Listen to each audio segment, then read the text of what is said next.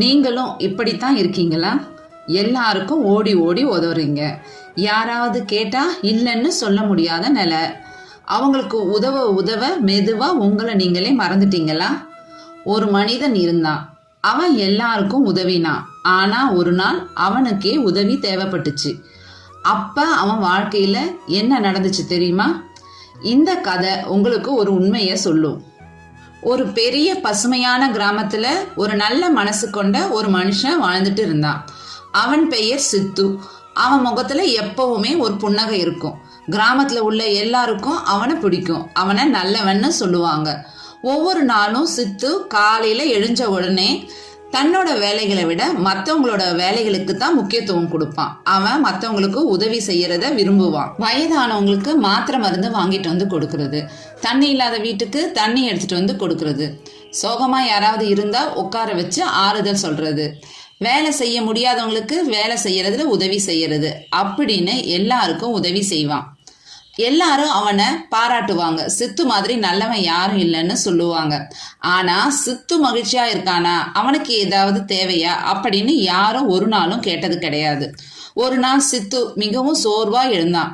அவனுடைய உடல் பலவீனமா இருந்துச்சு. அவன் வீட்டை பார்த்தான். கூரை உடைஞ்சு போய் மழை தண்ணி உள்ள வந்து படுக்கெல்லாம் நனைஞ்சு கிடந்துச்சு.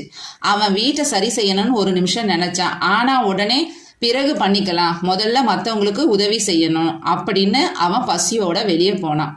அப்ப பக்கத்து வீட்டு பெண் கூப்பிட்டா, சித்து, என் குழந்தைக்கு பசிக்குதுன்னு சொல்லுது, உதவி பண்ணுப்பா அப்படின்னு கேட்டா.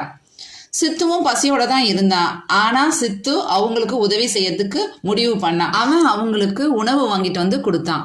பிறகு அவன் சாப்பிடும் போகும் நேரத்தில் ஒரு சின்ன பையன் அழுதான். அண்ணா, நான் வழி தெரியாம வந்துட்டேன் அப்படின்னு. மீண்டும் சித்து உதவிக்கு போனான். அந்த பையனோட வீடை தேடி அவங்க கிட்ட அவனை ஒப்படைச்சான். இப்படி தினமும் நடந்துச்சு. சித்து எல்லாருக்கும் உதவி செஞ்சான். ஆனா தன்னை மறந்துட்டான். சாப்பிடல, ஓய்வு எடுக்கல, வீட்டை சரி செய்யல. ஒரு நாள் சித்துவுக்கு உடம்பு சரியில்லாம போச்சு. அவன் யாரையோ கூட்டான். யாரும் உதவிக்கு வரல. 3 நாள் கழிச்சு ஒரு பெரியவர் அந்த பக்கமா வந்தார். வந்தவர் சித்துவோட நிலைமைய பார்த்துட்டு சித்து கிட்ட சொன்னார், சித்து, நீ நல்லவன் தான், ஆனா ஒரு தப்பு செஞ்சுட்டேன்னு. அவன், நான் என்ன தப்பு செஞ்சேன்னு கேட்டான். நீ எல்லாருக்கும் உதவி செஞ்ச, ஆனா உன்னை பார்த்துக்க நீ மறந்துட்ட. நீங்களும் சித்து மாதிரி உங்களை நீங்களே அழிச்சுக்காதீங்க. முதல்ல உங்களை நல்லா பார்த்துக்கோங்க, அப்புறம் உங்க குடும்ப உறுப்பினர்களை பார்த்துக்கோங்க. நீங்க ஒரு விளக்கு மாதிரி.